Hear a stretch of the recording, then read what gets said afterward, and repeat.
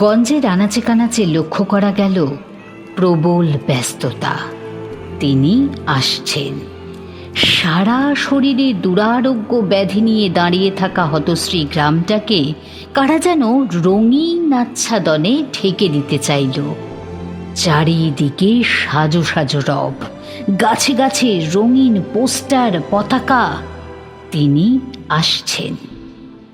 গায়ের মজা ডোবাগুলোকে কারা যেন রাতারাতি ঝিল বানিয়ে দিতে চাইল।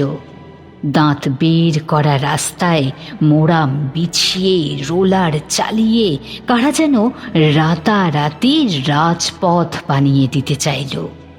এখানে ওখানে জমে থাকা জঞ্জাল মুহূর্তে সাফ হয়ে গেল, কারণ তিনি আসছেন। সকলেই ব্যস্ত। বাড়ির কর্তা, গৃহবধূ, মুদি, দোকানদার, মেছুনি, সবজিওয়ালা, জন্মজোর, এমনকি ঝুপড়ির পেটরোগা ন্যাংটো ছেলেগুলো পর্যন্ত। তারা অবশ্য জানে না তিনি কে, শুধু জানে তিনি আসছেন। গায়ের কালাচাঁদ মাস্টারকে সবাই খুব রসিক বলে জানে। তিনি রসিকতা করে বললেন, বহুদিন নিরামিষ যাচ্ছিল, এবার একটু আমিষ হবে। তাই শুনে সবাই খুব হো হো করে হাসল।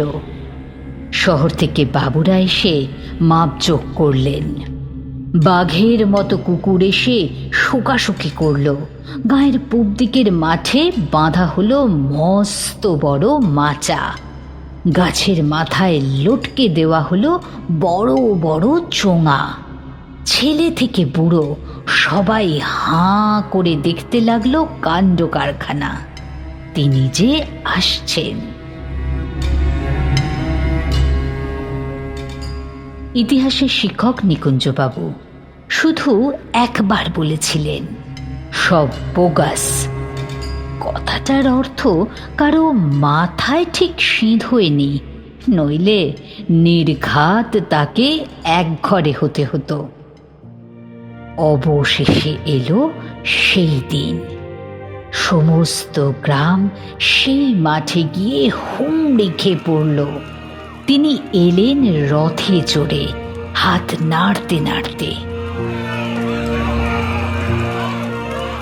তিনি মঞ্চে উঠলেন, কত কি না বললেন, কারোর মাথায় কিছুই ঢুকল না। তিনি দাঁড়ালেন, সবাই উঠে দাঁড়ালো। তিনি বসলেন, সবাই বসে পড়ল। তিনি মাথা নাড়তে বললেন, সবাই মাথা দোলালো।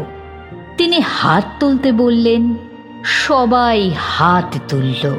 কেউ কেউ দুহাত। কারো মনে কোনো প্রশ্ন জাগল না। অবশেষে কর্তব্য সাঙ্গ করে তিনি চলে গেলেন।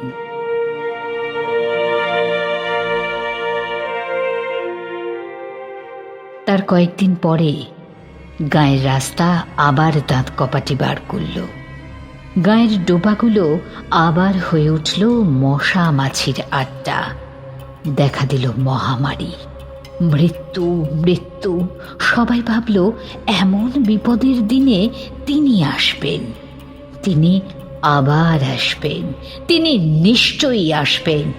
কিন্তু তিনি আর এলেন না। এতটা পথ আসতে তার যে ৫টা বছর সময় লেগে যায়।